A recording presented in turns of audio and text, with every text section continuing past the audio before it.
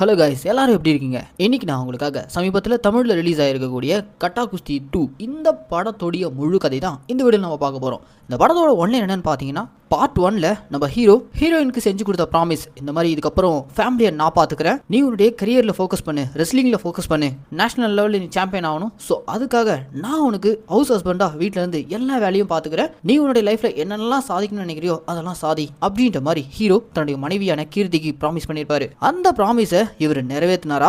House husband ஆனதுக்கு அப்புறம் வீட்டில் இருக்க எல்லா வேலைகளையும் பார்த்துட்டு, அதே சமயம் இவங்களுக்கு ஒரு பெண் குழந்தையும் இருக்கு, அந்த குழந்தையும் அவங்க 2 பேர் சேர்ந்து எப்படி வளர்த்தாங்க, பேரண்டிங்ல என்னென்னலாம் சிக்கல் வந்துச்சு, கடைசியில நம்ம ஹீரோ தன்னுடைய மனைவிக்கு பண்ண ப்ராமிஸை காப்பாத்தினாரா இல்லையா, இப்படி பல கேள்விகளுக்கு நம்ம கொஞ்சம் கூட எதிர்பார்க்காத லெவல்ல ஏகப்பட்ட திருப்பங்களோட காமெடியோட சொன்ன படம் தான் இந்த கட்டா குஸ்தி 2. சரி வாங்க, இப்போ நம்ம இந்த படத்தோடைய முழு கதைக்குள்ள போறதுக்கு முன்னாடி நம்ம சேனலுக்கு நீங்க புதுசா வந்திருந்தீங்கன்னா மறக்காம நம்ம மினி தியேட்டர் சேனலை சப்ஸ்கிரைப் பண்ணிக்கங்க. அண்ட் உங்களுக்கு இந்த வீடியோ பிடிச்சிருந்துச்சுன்னா அந்த லைக், கமெண்ட், ஷேர், லைக் பண்ணும்போது கமெண்ட் செக்ஷன்ல ஹைப் பண்ற ஒரு ஆப்ஷன் வரும், அந்த ஹைப்பையும் கிளிக் பண்ணிட்டீங்கன்னா நம்ம சேனலில் போடக்கூடிய வீடியோக்கள் வெகுஜன மக்களுக்கு போய் சேரும். ஸோ மறக்காம ஹைப்பையும் கிளிக் பண்ணிக்கங்க.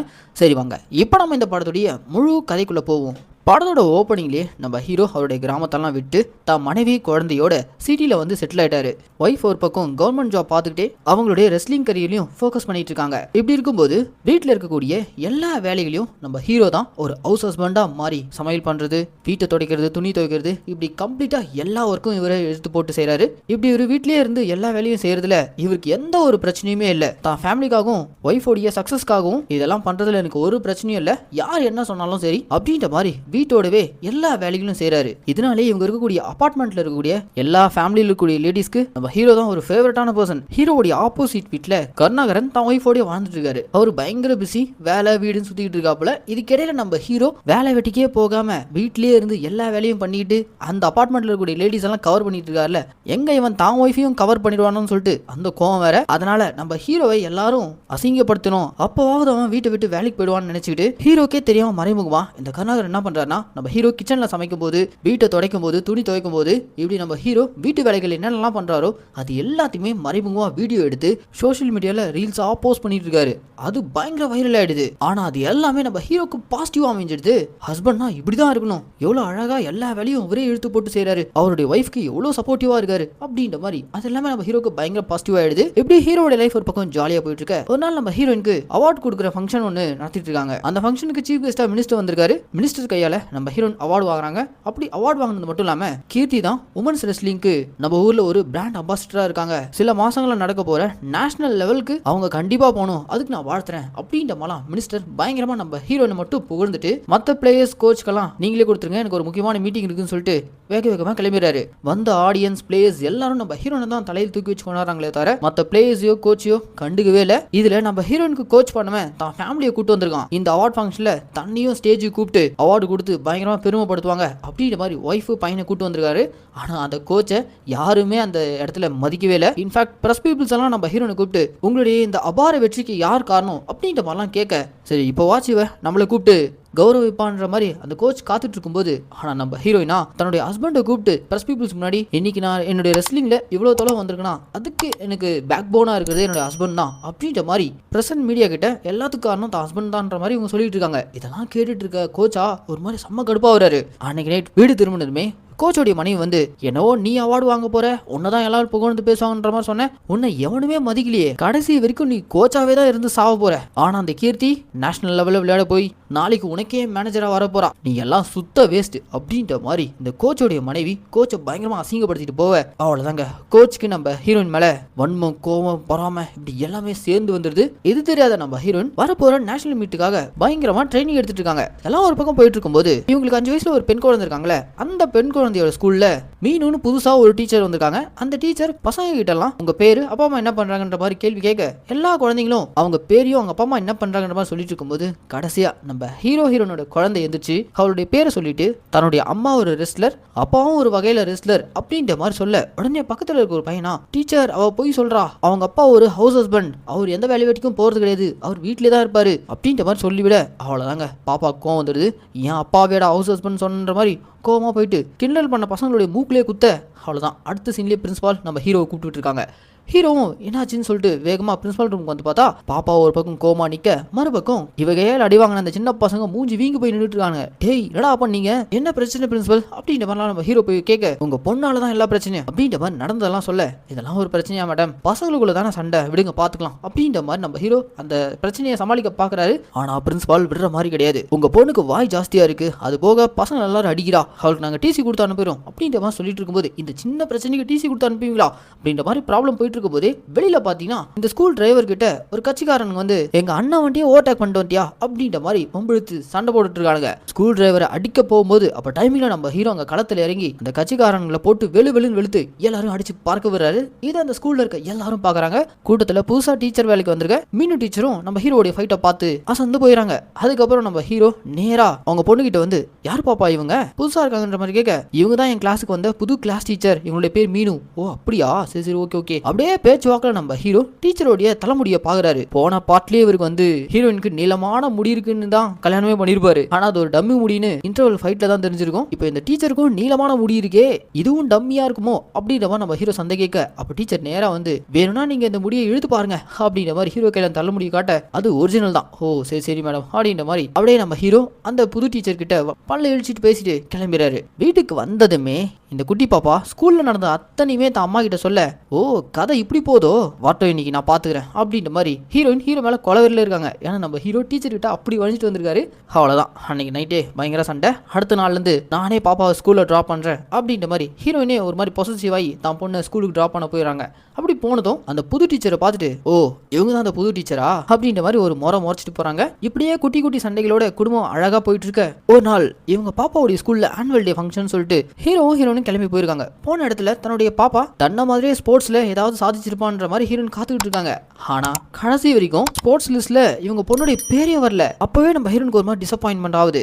ஆனா கடைசியா இவங்க பொண்ணு ஸ்டேஜுக்கு வராங்க. என்ன பண்ண போறாங்கன்னு பார்த்தா, அப்படி போடு பாட்டுக்கு டான்ஸ் பர்ஃபார்மன்ஸ். சும்மா அந்த பாப்பா குத்து குத்துன்னு ஸ்டேஜ்ல இறங்கி குத்த, ஸ்டேஜ் கீழ இருந்து நம்ம ஹீரோவா தான் பொண்ணுக்கு பயங்கரமா என்கரேஜ் பண்ணிட்டு இருக்காரு. ஆனா ஸ்டேஜ்ல தன்னுடைய பொண்ணு இப்படி ஜிங்கு ஜிங்குன்னு ஆடுறத ஒரு ஸ்போர்ட்ஸ் பர்சனா இருக்கு நம்ம ஹீரோனுக்கு சுத்தமா ஏத்துக்கவே முடியல. அந்த கோவத்துல நம்ம ஹீரோ கூப்பிட்டு, இதுதான் நீங்க நம்ம பொண்ணை வளர்க்குற லட்சணமா, ஒரு ஸ்போர்ட்ஸ் பர்சனுடைய பொண்ணு ஒரு ஸ்போர்ட்ல கூட கலந்துக்காம டான்ஸ் ஆடிக்கிட்டு இருக்கா, விடுமா அவ சின்ன பொண்ணு, அவளுக்கு டான்ஸ் நல்லா வருது, என்ஜாய் பண்ணிட்டு விட அப்படின்ற மாதிரி நம்ம ஹீரோ முழுக்க பொண்ணுடைய சப்போர்ட் இதெல்லாம் போயிட்டு இருக்கும்போது, அப்போ அந்த ஸ்கூல்ல சேர்ந்த ஒரு டீச்சர் வந்து நம்ம ஹீரோனை கூப்பிட்டு, உங்க பொண்ணுக்கு படிப்பு தான் ஒழுங்கா வரல, ஆனா டான்ஸ் சும்மா பிச்சு ஒதிட்டா அப்படின்ற மாதிரி சொல்ல, எது ஒழுங்கா படிக்க மாட்டாளா? எஸ், நம்ம ஹீரோயினுக்கு அவங்க பொண்ணை பத்தி எதுவுமே இது நாள் வரைக்கும் தெரியல. ஏன்னா முழுக்க ஹீரோவை நம்பி பாத்துக்க விட்டுருக்காங்க. ஆனா நம்ம ஹீரோ பொண்ணுக்கு பயங்கர செல்லம் கொடுத்து வளர்த்துட்டு இருந்திருக்காரு. பொண்ணு ஒழுங்கா படிக்கிறது இல்ல, கிளாஸ்ல பயங்கர ஆராத்து, இதுக்கப்புறம் நீங்க நம்ம பொண்ணை பாத்துக்க வேணாம், நாளையில இருந்து அவளை நான் பாத்துக்கிறேன் அப்படின்ற மாதிரி காலையிலே 6 மணிக்கெல்லாம் இவங்க பொண்ணை எழுப்பி சின்ன வயசுல இருந்து இவங்களுக்கு கட்டா குஸ்தி கத்து கொடுத்த முனிஷ்காந்த ஊர்ல இருந்து வர வச்சு, இதுக்கப்புறம் என் பொண்ணை நீங்க தான் டெய்லி ரெஸ்லிங் கிளாஸ் கூட்டு போயிட்டு வரணும், அவளுக்கு டயட் ஃபுட் கொடுக்கணும், இதுக்கப்புறம் அவ டிசிப்ளினா இருக்கணும் அப்படின்ற மாதிரி பயங்கர ஒரு ஸ்ட்ரிக்டான அம்மாவா மாதிரி தன்னை மாதிரியே தான் பொண்ணை வளர்க்கணும்னு சொல்லிட்டு ஹீரோயின் முடிவு பண்ணிட்டாங்க. இவ்வளவு நாள் தான் அப்பா கூட ஜாலியா இருந்த பாப்பா காலையில எழுந்திரிச்சுமே அவளுக்கு பிடிக்காத ரெஸ்லிங்க்கு போக வேண்டியதா இருக்கு, பிராக்டிஸ் சொல்லிட்டு பயங்கரமா போட்டு டார்ச்சர் பண்ணிட்டு இருக்காங்க. அப்பா என்னால இதெல்லாம் சுத்தமா பொறுத்துக்கவே முடியல, எனக்கு காலெல்லாம் பயங்கரமா வலிக்குது, எனக்கு இந்த ரெஸ்லிங் எல்லாம் பிடிக்கல, அம்மா ஏன் புரிஞ்சுக்கவே மாட்டாங்க அப்படின்ற மாதிரி அந்த குட்டி பாப்பா தன்னுடைய கஷ்டத்தெல்லாம் தான் அப்பா கிட்ட சொல்லி கதற. அன்னைக்கு டேட் நம்ம ஹீரோ தான் ஒய்ஃப் கிட்ட, நம்ம பாப்பாக்கு வெறும் 5 வயசு தானே ஆகுது, ஏன் இப்பவே அவ ஸ்போர்ட்ஸ் ஸ்கூல்ல தான் வரணும்னு சொல்லிட்டு டார்ச்சர் பண்ற அப்படின்ற மாதிரி கேட்க, இங்க பாருங்க அவ வளர்ந்ததுக்கு அப்புறம் எந்த பாதை வேணா சூஸ் பண்ணிட்டோம், ஆனா ஸ்போர்ட்ஸ் ஒரு பர்சனை டிசிப்ளின் ஆக்கும், நீங்க இதுல தலையிடாதீங்க, நம்ம பொண்ணை எப்படி வளர்க்கணும்னு எனக்கு தெரியும், உங்ககிட்ட விட்டா நாளைக்கு அவ உங்களை மாதிரி தான் வீட்டுக்குள்ளே உட்காந்துருவா அப்படின்ற மாதிரிலாம் நம்ம ஹீரோவை பயங்கரமா அசிங்கப்படுத்திட்டு பேசிட்டு போயிறாங்க. ஹீரோக்கு கஷ்டமா இருந்தாலும் ஒய்ஃப் தானேன்னு சொல்லிட்டு பெருசா அதை கண்டுக்காம விட்டுறாரு. கட் பண்ணா அடுத்த சீன்ல எதுக்கு எடுத்தாலும் இவருடைய ஒய்ஃப் பயங்கர கோவப்படுறாங்க, சண்டை போட்டுட்டே இருக்காங்க. இதுக்கு என்னடா தீர்வுன்ற மாதிரி பார்த்துட்டு இருக்கும்போதான் அப்போதான் இந்த கோச் ஹீரோவை தனியா கூப்பிட்டு, இங்க பாருங்க எனக்கு தெரிஞ்ச ஒரு நல்ல டாக்டர் இருக்காரு, கோவத்தை கம்மி பண்றதுக்கான மருந்து அவர் கையில இருக்கு, நீங்க போயிட்டு அந்த மருந்தை வாங்கிட்டு வந்து உங்க ஒய்ஃப்கே தெரியாம சாப்பாட்டுல கலந்து கொடுங்க, அதுக்கப்புறம் அவங்க கோவத்தை கண்ட்ரோல் பண்ணிப்பாங்க, இப்படி அவங்க கோவப்பட்டுட்டே இருந்தாங்கன்னா அவங்களால ஸ்போர்ட்ஸ்ல எதையுமே சாதிக்க முடியாது அப்படின்ற மாதிரிலாம் அந்த கோச் ஒரு ஐடியா கொடுக்க, அவன் சொன்னதெல்லாம் கேட்டு நம்பி நம்ம ஹீரோ நேரா போயிட்டு அவர் சொன்ன அந்த டாக்டர் கிட்ட ஒரு ஜாடி முழுக்க இருக்க பவுடர் வாங்கிட்டு வந்து அடுத்த நாள்ல இருந்து தான் ஒய்ஃபோடைய கோவத்தை குறைக்கணுன்றதுக்காக அவங்க சாப்பிட்ற சாப்பாட்டுல அவங்களுக்கே தெரியாம அந்த பவுடர் கலந்து கொடுத்துறாங்க. அந்த பவுடர் கலந்த சாப்பாடை சாப்பிட்டதுல இருந்து நம்ம ஹீரோன் ஒரு மாதிரி வீக் ஆயிட்டு வராங்க.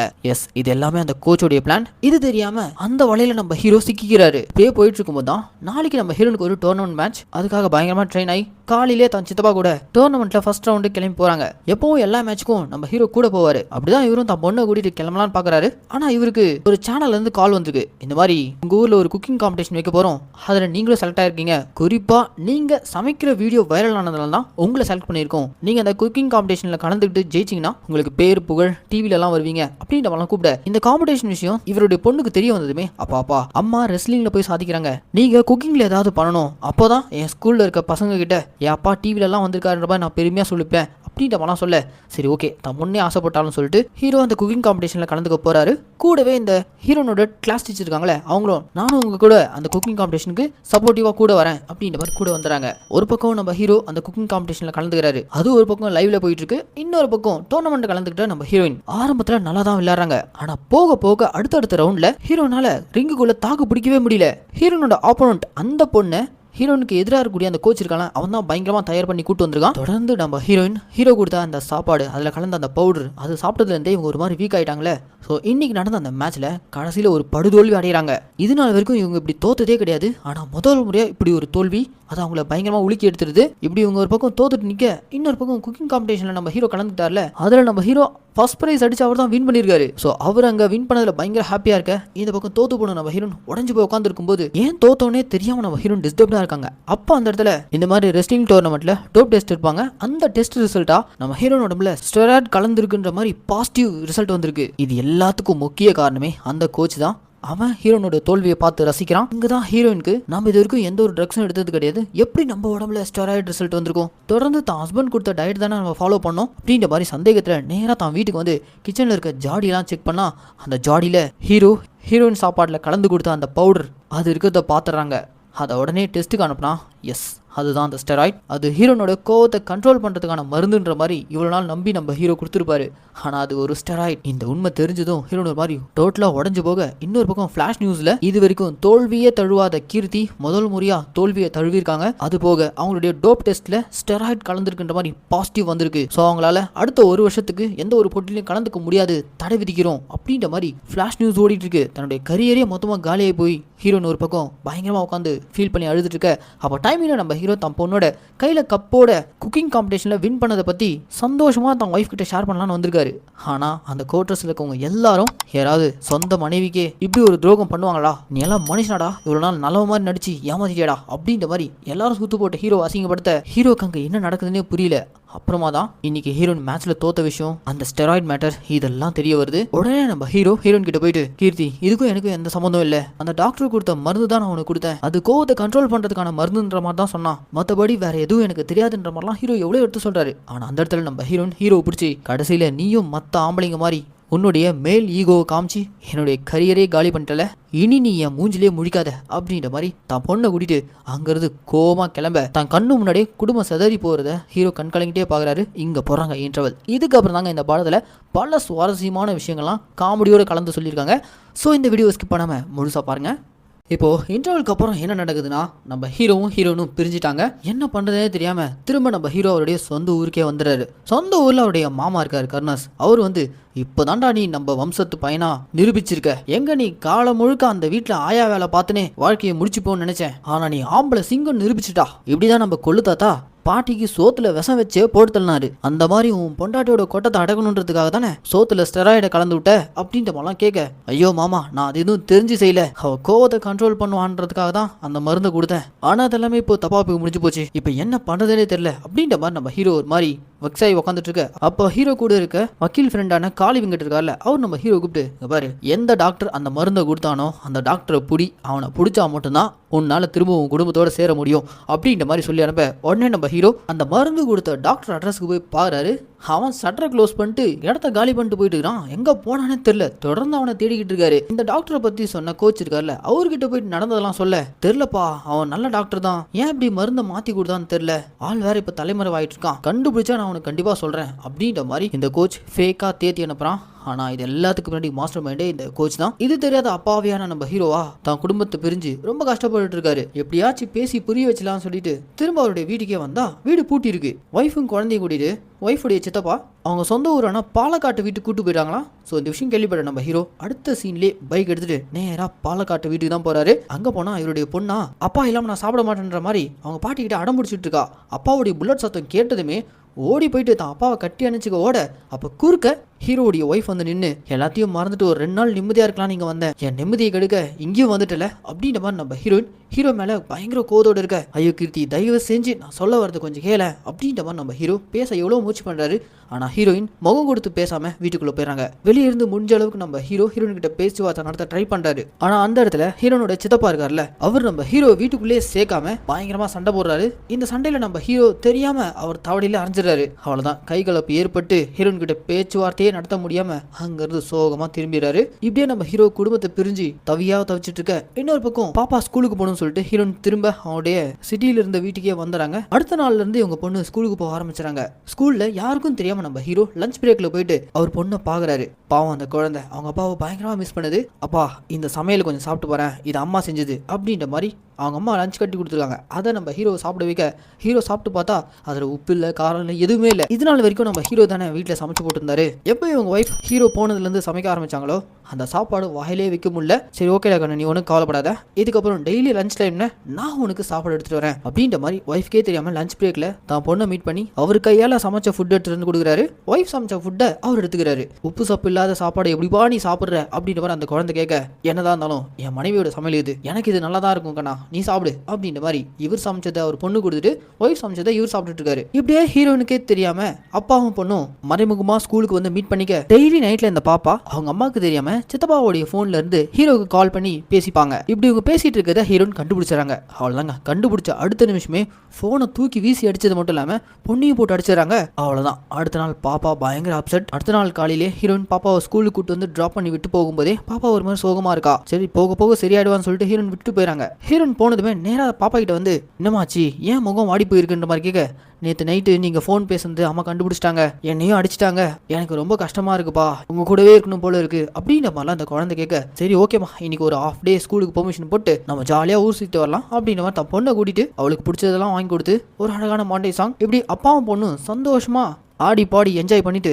ரிட்டர்ன் ஸ்கூலுக்கு வந்துட்டு இருக்கும்போது ஆல்ரெடி நம்ம ஹீரோன் நேற்று நைட்டு பொண்ணு அடிச்சிட்டுமேன்ற கவலையில் லஞ்சுக்கு நாமளே அவளுக்கு போய் ஊட்டி விடலான்னு சொல்லிட்டு ஆஃபீஸ்லேருந்து ஆஃப் டேல வந்திருப்பாங்க. வந்து பார்த்தா ஸ்கூலில் பொண்ணு இல்லை. காலையில் தானே என் பொண்ணு ஸ்கூலில் கூட்டு வந்து விட்டு போனேன், எங்கே தான் போனா என் பொண்ணு அப்படின்ற மாதிரிலாம் பிரச்சனை பண்ணிட்டு இருக்கும்போதே அப்போ ஸ்பாட்டில் நம்ம ஹீரோ குழந்தைக்கு ஐஸ்கிரீம்லாம் வாங்கி கொடுத்துட்டு நேராக ஸ்கூலுக்கு கூட்டு வராரு. அவ்வளோதான். இதை பார்த்ததும் பத்திரகாளியான ஹீரோயின் எல்லாரும் முன்னாடி குழந்தைய போட்டு அடிக்க கடுப்புல நம்ம ஹீரோ ஒய்ஃபை பலார்னு அரைஞ்சிடறாரு. அவ்வளோதான். எல்லாரும் முன்னாடி தன்னை அரைஞ்சிட்டாருன்னு சொல்லிட்டு அழுதுகிட்டே நம்ம ஹீரோயின் கோச்சிட்டு அங்கேருந்து நேராக வீட்டுக்கு வந்துடுறாங்க. அப்படி வீட்டுக்கு வந்ததும் ஹீரோனோட ஃபேமிலி எல்லாம் ஹீரோயின் வீட்டுக்கு வந்து எல்லாரும் முன்னாடி எப்படியோ ஒரு மேலே கை வைக்கலாம், இது வேலைக்கு ஆகுது, இதுக்கப்புறம் லீகலாக தான் மூவ் பண்ணி ஆகணும். ஏன்னா ஸ்கூலில் நம்ம ஹீரோனை அரைஞ்சதுக்கு அப்புறம் குழந்தைய விட்டுட்டு இவங்க போக நம்ம ஹீரோ குழந்தைய கூட்டிட்டு அவர் வீட்டுக்கு வந்துடுறாரு. இந்த பக்கம் ஹீரோயின் வீட்டில் ஹீரோயின் ஓயாம அழுதுட்டே இருக்காங்க. ஒரு பக்கம் ஹீரோயின் சித்தப்பாவா இதுக்கப்புறம் இதை லீகலாக தான் மூவ் பண்ணி ஆகணும், டைவர்ஸ்க்கு அப்ளை பண்ண வேண்டியதான் அப்படின்ற மாதிரிலாம் சொல்ல உடனே ஹீரோயின் அப்பா வந்து அட இருப்பா முதல்ல அவங்க வீட்டுக்கு போய் பேசுவோம், உன் நடிச்சதுக்கு மாப்பிள்ளையும் பொண்ணு அங்கே கண்டிப்பாக கவலையில் தான் இருப்பாங்க, போய் ஏதோ இருந்தாலும் பேசி தித்துப்போம் அப்படின்ற மாதிரி சமாதானப்படுத்தி பொண்ணு குடும்பம் எல்லாரையும் கூட்டிட்டு ஹீரோயின் அப்பா கிளம்பி வந்துட்டு இருக்க. இந்த பக்கம் வீட்லயா ஸ்கூல்ல நடந்த அந்த சம்பவத்துக்கு அப்புறம் பாப்பா ஒரு மாதிரி சோகமா உட்காந்துட்டு இருக்கா. பாப்பாவை எப்படியோ சிரிப்பு காட்டுறாங்க, ஆனா அவன் சிரிக்காம முறைச்சிக்கிட்டே உட்காந்துட்டு இருக்கா. அப்ப டைமிங்ல கிளாஸ் டீச்சர் நேரா எங்க வீட்டுக்கு வந்து பாப்பாவை குஷிப்படுத்தணுன்றதுக்காக அவளுக்கு பிடிச்ச அந்த அப்படி போடு சாங்கை போட்டு விடுறாங்க. அவ்வளோதாங்க. அந்த சாங் போட்டு விட்டதும் நம்ம ஹீரோ மாமா ஹீரோடைய ஃப்ரெண்டு அந்த கிளாஸ் டீச்சர் கடைசியாக இவங்க பாப்பா இவங்க எல்லாரும் அந்த பாட்டுக்கு சும்மா ஜாலியாக என்ஜாய் பண்ணி ஆடிக்கிட்டு இருக்க அந்த டைமிங்கில் ஹீரோயின் ஃபேமிலி வந்து இறங்குறாங்க. ஹீரோயின் அப்பா இவங்க சந்தோஷமாக ஆட்டம் போட்டுட்டு இருக்கிறத பார்த்துட்டு ஷாக் ஆகுறாரு. நான் கூட என் பொண்ணு அடிச்சிட்டிங்கன்னு நீங்கள் கண்டிப்பாக சோகமாக தான் இருப்பீங்க, பேசி சுமூகமாக முடிச்சுக்கலாம் தான் வந்தேன், வந்து பார்த்தா உங்களுடைய ஆட்டத்தை பார்த்தா இது ஒர்க் அவுட் ஆகுது போல இருக்கு, நம்ம கோர்ட்லேயே பேசிப்போம் அப்படின்ற மாதிரி சமாதானமாக போயிடலான்னு வந்தவங்க சண்டைன்ற மாதிரி போயிடுறாங்க. கட் பண்ணா இப்போ கோர்ட்டில் இவங்களுடைய டைவர்ஸ் கேஸில் ரம்யா கிருஷ்ணன் தான் ஜட்ஜா ஆஜராகிறாங்க. அவங்க பயங்கர ஸ்ட்ரிக்ட். நம்ம நாட்டுல கொலை அந்த கேஸ் எல்லாம் தாண்டி இந்த டைவர்ஸ் கேஸ் ரொம்ப அதிகமாயிடுச்சு. சின்ன சின்ன பிரச்சனைகளுக்கெல்லாம் புருஷன் முன்னாடிங்க பிரிஞ்சு போறீங்க, ஏதோ இருந்தாலும் பேசி தீர்த்துப்போம், அவங்க சார்பில் இருக்க வக்கீல ஓரமா அப்படியே உட்காருங்கன்னு சொல்லிட்டு இவங்களே வக்கீலுக்கும் சேர்த்து பயங்கரமா அட்வைஸ் பண்றாங்க. ஆனா அது எதுக்குமே நம்ம ஹீரோன் ஒத்து வரவே மாட்டேன்றாங்க. உனக்கு என்னதாமா வேணும்ன்ற மாதிரி ஜட்ஜி கடைசியா கேட்க, எனக்கு என் பொண்ணு வேணும்ன்ற மாதிரி ஹீரோன் சொல்ல, உடனே பொண்ணு எந்திரிச்சு எனக்கு என் அப்பா வேணும்ன்ற மாதிரி கை காட்ட, உடனே நம்ம ஹீரோவா எனக்கு என் ஒய்ஃப் வேணும்ன்ற மாதிரி கை காட்ட, இந்த குடும்ப பிரச்சனை எல்லாம் வீட்டிலேயே பேசித்துக்கலான்ற மாதிரி ஜட்ஜி ஒரு பக்கம் ரியாக்ஷன் கொடுக்க, கடைசியா நம்ம ஹீரோ கிளாஸ் டீச்சர் கூட சேர்ந்துக்கிட்டு அப்படி போட்டுக்க ஆடின அந்த ஆட்டத்தை ஜட்ஜி கிட்ட போட்டு காமிச்சு, பாத்தீங்களா மேடம், எல்லா பிரச்சனைக்கும் இதுதான் காரணம். அவ்வளவுதான். அந்த வீடியோ ஜட்ஜை பார்த்ததும் நேரா நம்ம ஹீரோ பார்த்து, ஏண்டா என்னனோ வசனம் பேசுன, என்னடா வேலை பண்ணி வச்சிருக்க அப்படின்ற மாதிரி ஹீரோ பிடிச்சி திட்டிட்டு இருக்க. அப்ப ஸ்பாட்ல கோர்ட்ல இருந்து உங்களுடைய குட்டி பாப்பா எந்திரிச்சு, ஹஸ்பண்ட் ஒய்ஃபா அவங்க வேணா பிரிஞ்சிருக்கலாம், ஆனா என்னுடைய அப்பா அம்மாவா அவங்க ஒன்னாதான் இருக்கணும், அவங்க 2 பேரும் எனக்கு வேணும் அப்படின்ற மாதிரி அந்த குழந்தை அவ்வளவு சென்சிபிளா பேச, எடுத்தோம் கவுத்தோம்லாம் டைவர்ஸ் கொடுக்க முடியாது, ஒரு 6 மாசம் கவுன்சிலிங் போயிடுவாங்க, அதுக்கப்புறம் பாத்துக்கலாம்ன்ற மாதிரி ஜட்ஜ் சொல்லிட்டு இருக்கும் போதே இந்த 2 குடும்பத்துக்கிட்டே கோர்ட்டுக்குள்ளே வச்சு பயங்கரமா வார்த்தைகளை சண்டை போட்டுக்கிறாங்க. அந்த சண்டையோட முடிவுல புருஷ பொண்டாட்டி 2 பேருக்கும் குஸ்தி போட்டி வச்சுக்கலாம். இந்த போட்டியில பொண்டாட்டி வின் பண்ணிட்டா குழந்தை கூட்டிட்டு அவங்க போயிடலாம், அதுவே புருஷன் வின் பண்ணிட்டாருன்னா குழந்தையும் ஒய்ஃபும் என் கூட வந்துடும் அப்படின்ற மாதிரி ஹீரோ சைட்ல இருந்து நிபந்தனை வைக்க, அந்த போட்டிக்கு ஹீரோனும் தயாரா வராங்க. கட் பண்ணா அடுத்த நாள் இவங்களுடைய போட்டியை பாக்குறதுக்காக ஊர்க்காரங்கெல்லாம் ஒண்ணு கூடி திரண்டு வந்துட்டு இருக்காங்க. ஏன்னா புருஷன் முன்னாடியோட குஸ்தி சண்டை பயங்கர இன்ட்ரெஸ்டிங்கா இருக்க போது அப்படின்ற மாதிரி எல்லாரும் கிளம்பி வண்டி கட்டி வந்துட்டானுங்க. ஹீரோவுடைய மாமனும் சொந்தக்காரங்களா இந்த போட்டியை பார்க்கறதுக்காக டிக்கெட் போட்டு விற்க ஆரம்பிச்சிட்டாங்க. கோலாகலமா புருஷன் முன்னாடி குஸ்தி சண்டை ஆரம்பிக்க, ஆரம்பத்துல இருந்தே நம்ம ஹீரோ மண்ணை கவிக்கிட்டு இருக்காரு. நம்ம ஹீரோயின் சும்மா பூந்து விளையாடுறாங்க. 3வது ரவுண்ட் முடிவுல ஹீரோன் ஒரு பக்கம் 19 பாயிண்ட் இருக்காங்க, ஹீரோ வெறும் 2 பாயிண்ட்ல இருக்காரு. அவ்வளவுதான், கண்டிப்பா ஹீரோ தோக்க போறாருன்ற மாதிரி எல்லாரும் பார்த்துட்டு இருக்க, அப்ப அந்த இடத்துல நம்ம ஹீரோ ஒரு குழந்தைய பாக்குறாரு. குழந்தை அப்படியே வேண்டிட்டே இருக்கு, அப்பா ஜெயிக்கணும் அப்படின்ற மாதிரி வேண்டிட்டே இருக்கு. தன்னுடைய குழந்தைக்காக வச்சு இந்த போட்டியில் எப்படியாச்சும் ஜெயிக்கணும்னு சொல்லிட்டு திரும்ப எந்திரிச்சு நம்ம ஹீரோ 4வது ரவுண்ட்ல இருந்து தான் ஒய்ஃபை தாக்க ஆரம்பிக்கிறாரு. இவ்வளவு நேரம் அடி வாங்கி மண்ணை கவிட்டு இருந்த நம்ம ஹீரோ முறையா பாயிண்ட் எடுக்கிறாரு. இது எப்படி சாத்தியம் ஆச்சு அப்படின்ற மாதிரி சுத்தி இருக்க கிரௌட் எல்லாருமே ஆச்சரியமா பார்க்க, அப்படியே இப்போ இவர் போட்ட அந்த லாக் அதை ரீவைண்ட் பண்ணி ஸ்லோ மோஷன்ல காட்டும் போது தான் நம்ம ஹீரோனை பிடிச்சி லாக் பண்ணும்போது டப்புனு நம்ம ஹீரோ கிஸ் கொடுத்துருக்காரு. அதுல தான் நம்ம ஹீரோன் ஒரு மாதிரி ஸ்லிப் ஆயிருக்காங்க. இதுதான் ஹீரோனோட வீக்னஸ் பாயிண்ட்ன்ற மாதிரி ஹீரோ பிடிச்சிக்கிட்டு அடுத்தடுத்து பாயிண்ட் அடிச்சு தூக்கி தூள் கிளப்பிட்டு இருக்காரு. கடுப்பான நம்ம ஹீரோனா, இப்படிலாம் பாயிண்ட் எடுக்கிறதுக்கு உனக்கு அசிங்கமா இல்ல அப்படின்ற மாதிரி கேட்க, குடும்பம் ஒன்னே சேரணும்னா அதுக்கு நான் எந்த எல்லைக்கும் போன்ற மாதிரி நம்ம ஹீரோ தொடர்ந்து அந்த யுக்தியவே ஃபாலோ பண்றாரு. புருஷனும் பொண்டாட்டிக்கும் 19 மாதிரி ஈக்குவல் பாயிண்ட்ல இருக்காங்க. யாராவது இப்போ ஒருத்தர் தூக்கி போட்டாலும் அவங்க வின் பண்றாங்க. அப்படி இருக்கும் நிலையில தான் டப்புன்னு நம்ம ஹீரோன் மைக் அடிச்சு கீழே விழ, என்னாச்சோ ஏதாச்சும் சொல்லிட்டு ஹீரோன் குடும்பத்தில் இருக்கிற வயசான பாட்டி வந்து ஹீரோன் கையை பிடிச்சு பார்க்க, எல்லாரும் பயத்தில் இருக்கும்போது அந்த பாட்டி சிரிச்சுக்கிட்டே, ஒன்னும் இல்ல, நல்ல விஷயம் தான், இந்த பொண்ணு 3 மாசம் முழுகாம இருக்கா, அவ்வளவுதான். அந்த செய்தி கேட்டதும் எல்லாரும் பயங்கர ஹாப்பி. பாப்பாவுக்கு ஒன்றும் புரியல. பாட்டி, என் அம்மாக்கு என்னாச்சு அப்படின்ற மாதிரி அந்த குழந்தை கேட்கும்போது, ஒன்னும் இல்லம்மா, உனக்கு தம்பி பாப்பா வரப்போறான் அப்படின்ற மாதிரி சொன்னதும் அவ்வளவுதான். அந்த குழந்தையும் பயங்கர ஹாப்பி. ஒரு வழியா இந்த போட்டி சுமூகத்துல முடிய, கடைசியா சில மாசங்கள் கழிச்சு இவங்களுக்கு 2 குழந்தை பிறந்திருக்கு. ஹாஸ்பிட்டல்ல நம்ம ஹீரோனை சந்திக்க போகும்போது தான் அந்த இடத்துல ஒரு விஷயத்தை ரிவீல் பண்றாங்க. நம்ம ஹீரோனுக்கு கோச் பண்ண அந்த கிரிமினல் எல்லாம் தெரிய வந்திருக்கு. ஹீரோ மேல எந்த ஒரு தப்பும் இல்லைன்றத புரிஞ்சுக்கிறாங்க. இப்படி ஒரு சப்போர்ட்டிவான ஹஸ்பண்ட் கிடைச்சிருக்காங்கன்னு சொல்லிட்டு கடைசியா நம்ம ஹீரோ கூட சேர்ந்திருக்காங்க. ஹாஸ்பிட்டல்ல குழந்தை பெற்றிருக்க நம்ம ஹீரோயின் கிட்ட, நீ என்னதான் இப்போ 3 குழந்தைங்களுக்கு தாயா இருந்தாலும் மேரி கோம்ஸ் மாதிரி ஒன்னு ஒரு நேஷனல் சாம்பியன் ஆக்காம விட மாட்டேன், இது நம்ம குழந்தைங்க மேல ப்ராமிஸ்ன்ற மாதிரி இன்னமும் அவர் அந்த ப்ராமிஸை கடைபிடிச்சிட்டு இருக்காரு. அப்படியே ஒரு வருஷம் கழிச்சு நேஷனல் லெவல்ல நம்ம ஹீரோன் ரெஸ்லிங் பண்ணிட்டு இருக்க, அது ஆடியன்ஸா 3 குழந்தைங்களோட நம்ம ஹீரோ ரசிச்சு பார்த்துட்டு இருக்க, இவருடைய ப்ராமிஸை இவர் காப்பாத்திட்டாருன்ற மாதிரி படத்தை முடிக்கிறாங்க. ஏன்னா மக்களே, இந்த படத்துக்கு நான் கொடுத்த வாய்ஸ் ஓவர் கண்டிப்பா உங்களுக்கு பிடிச்சிருக்கும் நான் நம்புறேன்.